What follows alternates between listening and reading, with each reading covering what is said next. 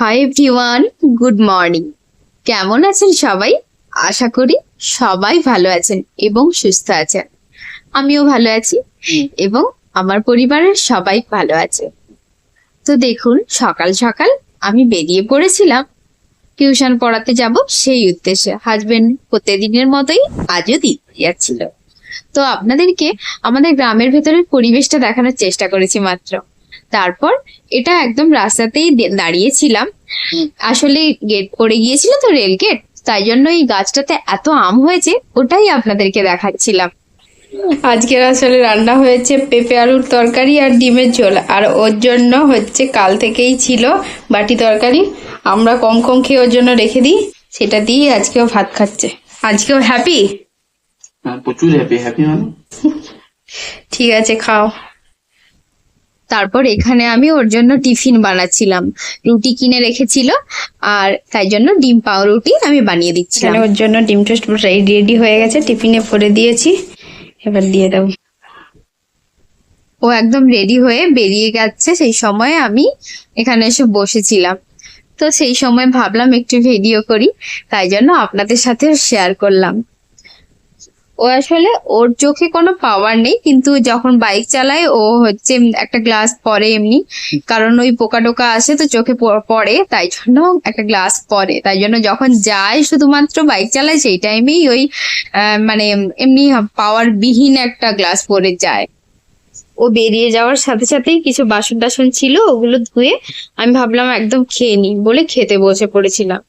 ওই আমরা সবসময় দুটো করেই ডিম খাই, মানে ভাত খাওয়ার সময়, তো ওই তরকারি নিয়ে বসেছিলাম। তারপর জেঠিমা এসে এগুলো দিয়ে গেল। খাওয়া দাওয়া হয়ে গেছে আমার, দেখালাম তো আপনাদের। তো এই এত আমার প্রতিদিন যে এত এত জিনিস কোথা থেকে থাকে বুঝিও না। তো বাইরে মেলা ছিল, সেই একই জিনিস, এইগুলো গোছাতে হবে। হয়েছে কি, একটা বিয়ে বাড়ি পড়েছে। বিয়ে বাড়ি যে হবে জানতাম না, মানে হবে কি, মানে নিমন্ত্রণ সকালেই দিয়ে গেছে। আমি পড়িয়ে এসে শুনলাম বিয়ে বাড়ি। আমি তাই কয়েকদিন আগে একটা শাড়ি কিনেছিলাম না, বলেছিলাম এরকম হঠাৎ হঠাৎ এখানে হয়। আর একটু আমাদের বাড়িটা একটু গ্রামের মধ্যে, তো এখানে হঠাৎ করে কোনো গিফটও মানে সঙ্গে সঙ্গে, যে এই এখন যেমন ও অফিস গেছে, কোথায় পাবো গিফট, সেই ও আসার পর আবার কোথাও একটা যেতে হতো। তাই জন্য আমি এরকম ইমার্জেন্সি পারপাসে রাখি। তাই জন্য ওই যে শাড়িটা ওই দেখালাম এক্ষুনি, ওই সেই আগে যেটা কিনেছিলাম ওটাকেই এই গিফট পেপারে র্যাপিং করে দিলাম। গিফট পেপার আমাদের নিজেদের দোকানেই আছে, হয়তো আর কোনো ঝঞ্ঝাট থাকে না। এরকম এক দুটো গিফট আমি বার্থডে গিফট বাচ্চাদের, তারপরে এরকম কিছু কিছু গিফট এরকম রেখে দিই আগে থেকে ইমার্জেন্সি পারপাসে। আমি তো জানি এরকম হয়, এই যেমন একটা কাজে লেগে গেল। তো দুপুর থেকে একদমই অন হতে পারিনি কারণ আমি প্রায় কি করি, সন্ধ্যাবেলা বা রাত্রেবেলা ভিডিওকে এডিট করে রাখি, কিন্তু কাল ভিডিও এডিট করা হয়নি। তাই জন্য আজকে দুপুরবেলা আমাকে ভিডিও এডিট করতে হয়েছে। এডিট করে আবার ওই ভিডিও দিলাম, ওই 3:30টার দিকে ভিডিও গেল। তো তাই জন্য একদমই অন হতে পারিনি, একদম ব্যস্ত ছিলাম। ব্যস্ত বলতে কি, মানে ওই ভিডিও এডিটের পারপাসে। তো এখন তাই জন্য আসলাম। ওই এখন বেজে গেছে প্রায় 7টা, ওই একটু পরেই যাব 8:30টার দিকে, কারণ কালকের আবার সকাল সকাল ভোর ভোর উঠতে হবে, কারণ আছে, বলবো সেই কালকে। হ্যাঁ, আমার কোথাও যাওয়ার নেই, আমি এমনি একটু বলবো অবশ্যই আপনাদের। তো এই হচ্ছে ব্যাপার। আপাতত এইটুকুই, যখন বিয়ে বাড়ি যাবো একটু সেজে গুজে অবশ্যই যাব। পাড়ায় বিয়ে বাড়ি, কাছেই একদম, মানে হেঁটে 3-4 মিনিট রাস্তা, পাড়াতেই হয় আর কি, মানে পাড়া বুঝতেই পারছেন কতটা কাছে। তাই জন্য যখন আবার রেডি হয়ে আপনাদের সামনে আসবো, ঠিক আছে? রেডি হয়ে গেছি বিয়ে বাড়ি যাবো বলে, এই যে গিফটও নিয়ে নিয়েছি। একদম সিম্পল একটা জামদানি শাড়ি পরেছি, একদম নরম যেগুলো। এখন বেরিয়ে পড়ি, 9:30 বাজে।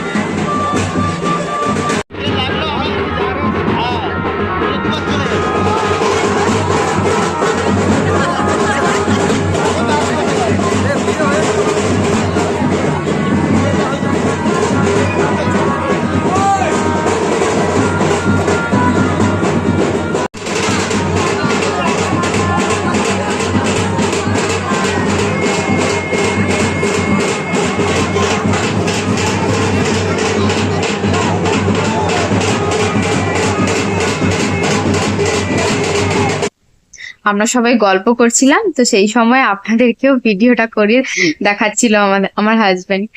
তো এই দেখুন আমরা 3জন গিয়েছিলাম, আমি, আমার হাজবেন্ড, ওই আমার পাশে দাঁড়িয়েছে আমার শাশুড়ি মা।